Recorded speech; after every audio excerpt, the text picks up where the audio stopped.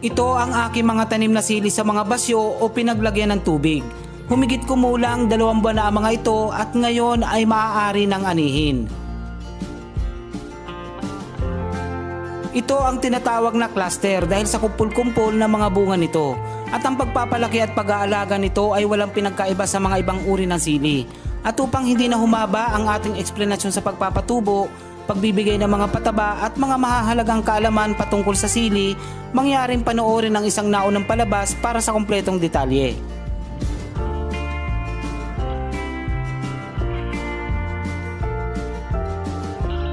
Ito ang aking unang pagkakataon na magtanim ng ganitong uri ng sili.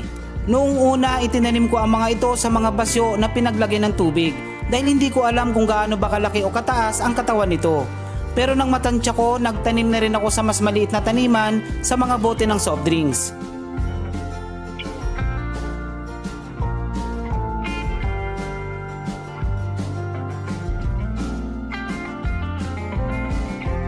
Kadalasang pinapatubo ko muna ang mga buto sa mga maliliit na taniman.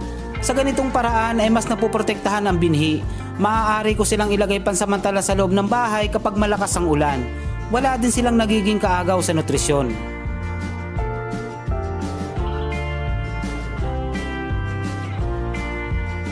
Karaniwang isinasagawa ang paglilipat tanim pagkalipas ng 3 linggo. Sa ganitong mga panahon ay establisado na ang mga ugat.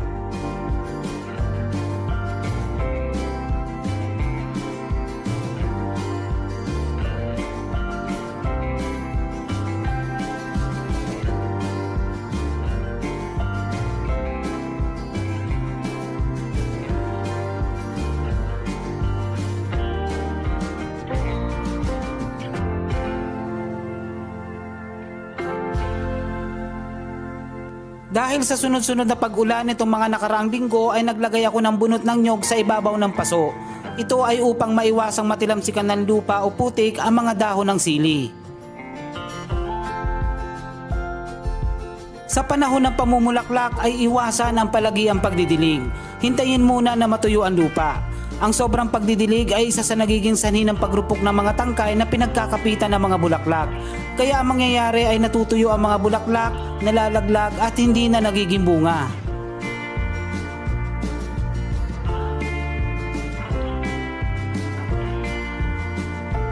Ang isa pang dahilan bakit nalalaglag ang mga bulaklak ay dahil sa kakulangan sa calcium. Ang calcium ang siya nagpapatibay sa katawan ng sili. Ito ang kanyang nagiging proteksyon sa mga malalakas na hangin, mga patak ng ulan at iba pang dahilan ng paglagas ng mga bulaklak.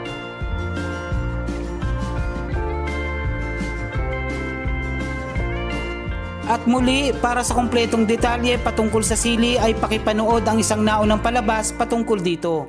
Ilalagay ko sa description ang link ng video.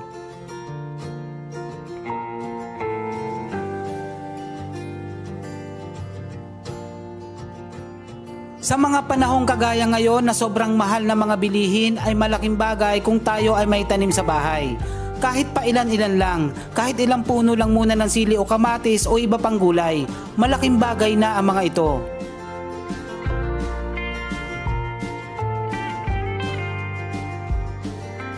Magtanim ng gulay sa bahay dahil walang pinakamasarap, pinakaligtas, pinakasariwa at pinakamasustansyang gulay kundi ang ating mga sariling tanim.